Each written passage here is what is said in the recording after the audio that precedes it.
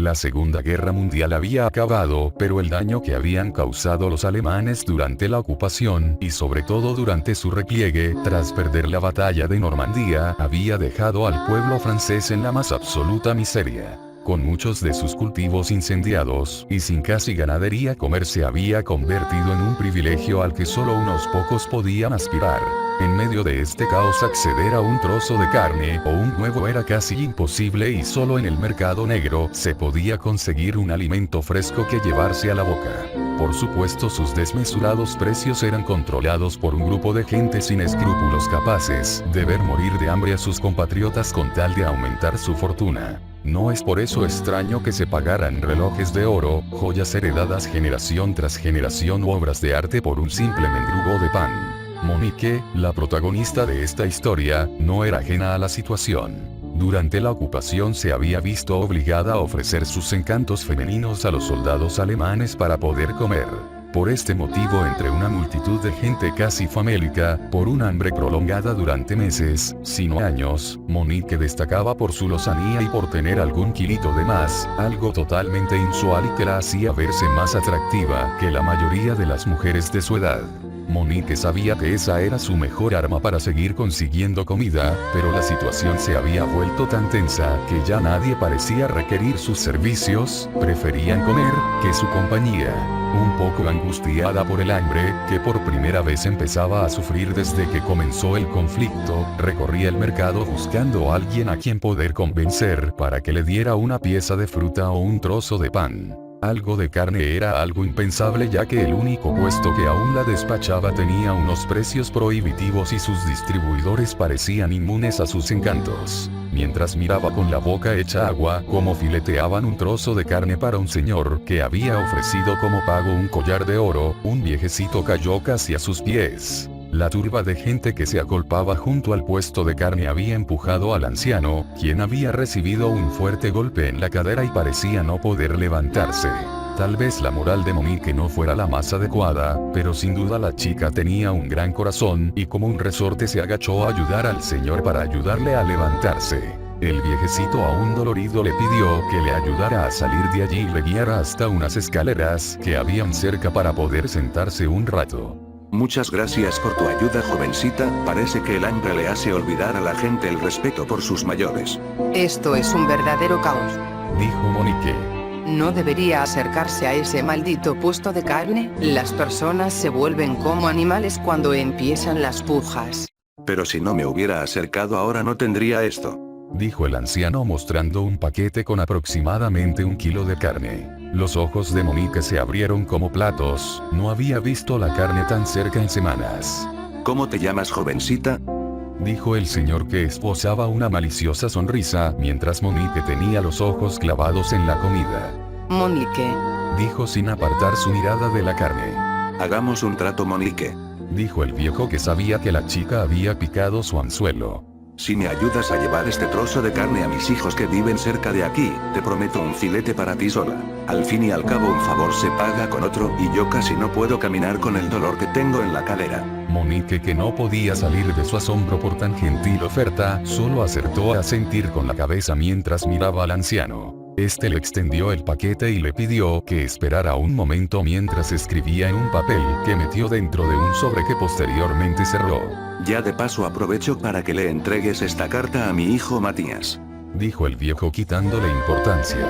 Si no, no se va a creer que te he prometido un trozo de carne por el encargo, jeje. Tras despedirse del señor, que aún se sujetaba la cadera con la mano en un claro síntoma de dolor, Monique se dirigió hacia la dirección indicada. Quedaba al otro lado de la plaza, cruzando el mercado, pero algo le perturbó cuando había avanzado solo unos metros. Uno de los vendedores en el puesto de carne parecía esbozarle una sonrisa, pero no una de esas que le regalaban los hombres para ganarse sus favores. Había algo perverso y malicioso en ella. Bajó la cabeza un poco asustada y como si su instinto femenino le avisara, sintió que algo raro estaba pasando. Se giró para mirar al anciano, pero allí ya no había nadie. ¿Cómo podía haberse ido tan rápido y escasos segundos antes no podía ni levantarse?